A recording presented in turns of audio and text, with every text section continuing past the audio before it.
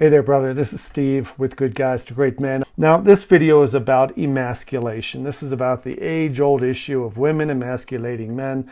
But the thing in our community with guys, when they say, I'm not getting the intimacy, the love, the attention, the affection, or the sex that I thought I was going to have in my marriage, there's a lot of people out there trying to help guys like us. If you've ever wondered, why isn't somebody out there holding women accountable for this? Why isn't somebody telling women what they need to do? You're always telling the men what they need to do. How do you become the kind of man who teaches other people, his wife included, how to not abuse him, how not to treat him like a second-class citizen, how not to be treated like a Neanderthal in your marriage? This is what we do in all the Good Guys to Great Men coaching programs and sessions that we have. We're trying to help you find this amused, confident, grounded, self-respecting place to where when emasculation is happening, and I'm going to talk about various types in a second, you see it for what it is. You see it as almost a cartoon, something that, no, I don't do this. I don't do this. This isn't going to happen.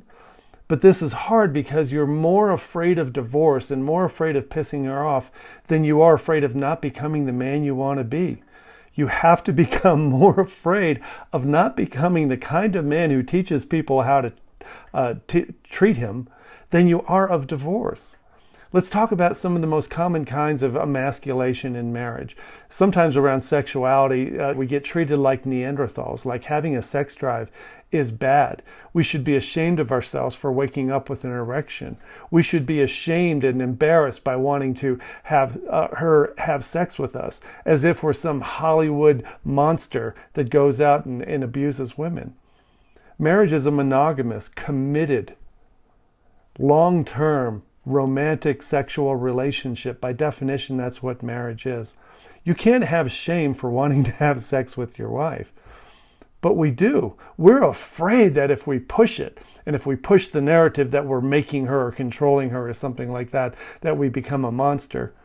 You're so afraid of divorce, you don't want to do things that make you feel like you're doing something wrong.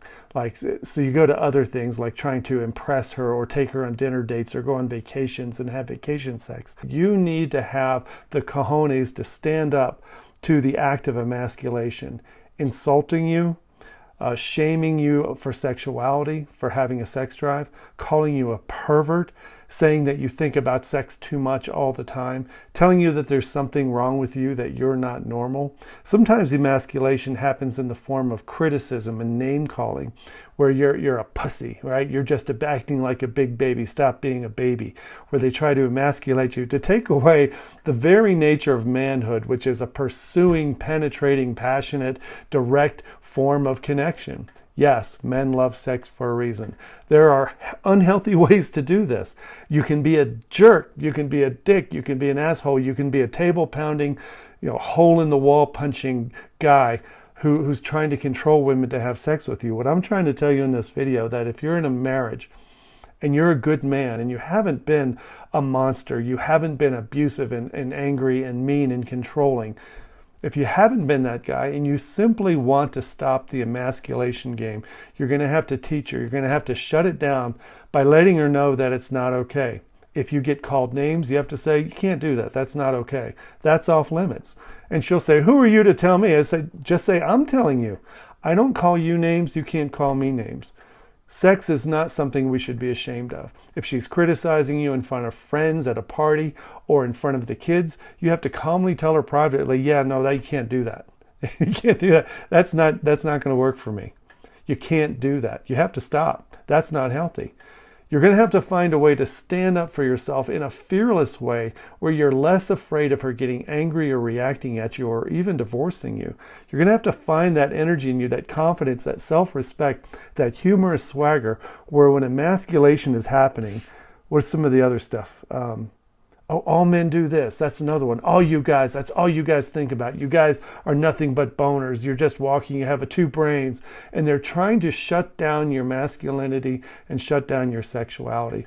My point here is that this is a game that women do when they're trying to gain distance and control from their husbands. You can't be the kind of husband who endures this, who's going to live 20 more years being emasculated, criticized, shamed, and minimized for simply having sexual desire for your wife.